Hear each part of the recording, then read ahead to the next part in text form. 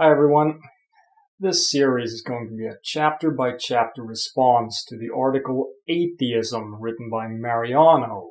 It's found on Creation Ministries International's website, creation.com. I'm linking to it in the description. I know I haven't addressed religion for a long time, not properly anyway, but this is something I've actually been meaning to get around to for a long time. Years, actually, since the first time I saw this article. I was linked to it by shock of God, actually. It was supposed to help me escape the madness of atheism, he said. It was kind of funny. I took it as a challenge, and, well, there you go. Anyway, I gotta say, I think this article is absolutely wonderful.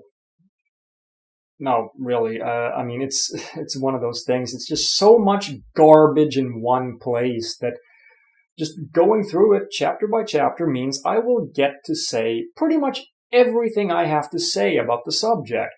And I love that. So here we go.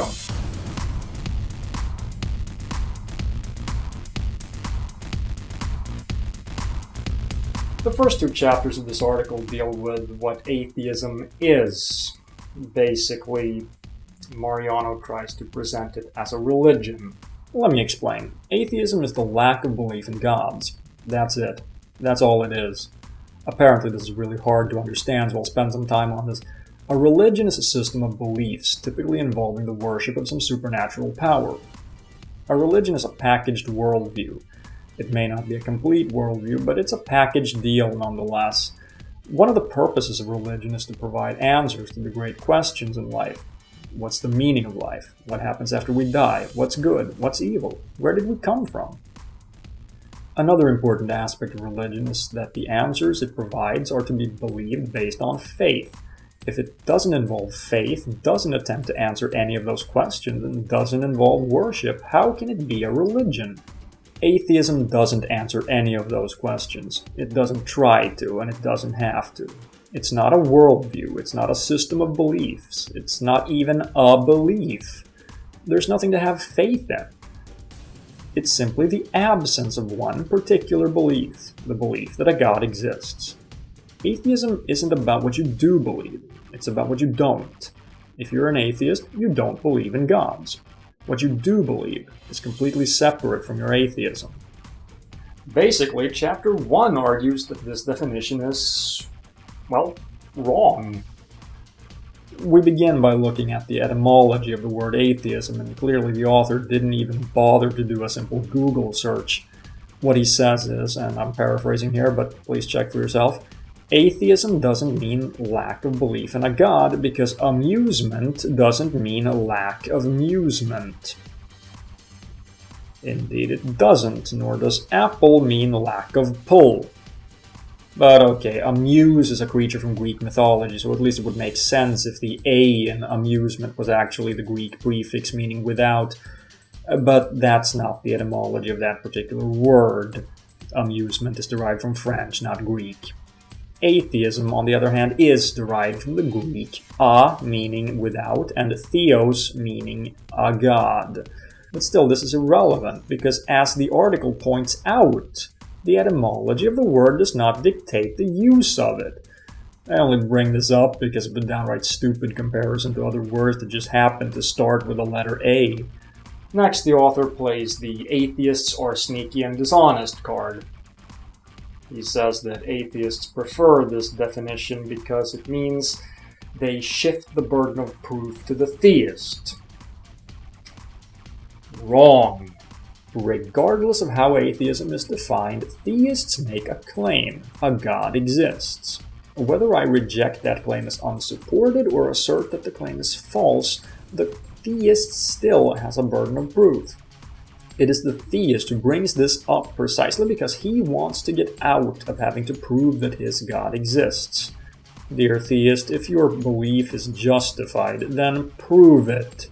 Whining about how it's unfair that it takes no evidence to not believe makes about as much sense as whining about how it's unfair that it costs no money to not buy a Ferrari. The reason why atheists prefer this definition of the word is that since there are so many who believe in a God, it makes perfect sense to have a word for those who don't, whether they believe that no God exists or simply remain unconvinced. Of course, there's the word agnostic, but that deals with knowledge, not belief. I'm an agnostic. I don't know whether a God exists or not. I also don't believe that a God exists, so I'm an atheist as well.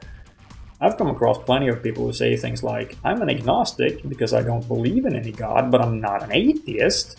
And that's like saying, there are drops of water falling from the clouds, but it's not raining. This is even acknowledged in the article. Quote, Huxley said that he did not possess enough evidence to affirm positively whether God exists or not. Thus, he coined a term which he saw as a middle position, which was that of lacking knowledge to decide either way. See, it's not about belief, it's about knowledge, or the assertion of knowledge. He could not affirm positively whether God exists or not.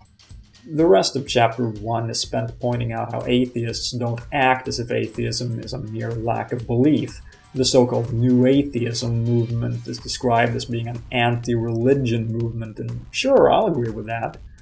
However, what we're talking about here isn't part of atheism. Fighting against religious discrimination isn't part of atheism any more than fighting against racial discrimination is part of being black in a predominantly white society. What's interesting about this chapter is that the author actually says straight out that atheists commonly define atheism as a lack of belief in God, as opposed to the assertion that no gods exist. He clearly understands what atheism is, but he goes on to act like he doesn't. Were it not for this chapter, I might actually have been able to convince myself that Mariano is just ignorant. But now that it's there and it's stated black on white that he knows what atheism is, according to those who call themselves atheists, I'm left with no other option but to conclude that he's dishonest. That's a great start.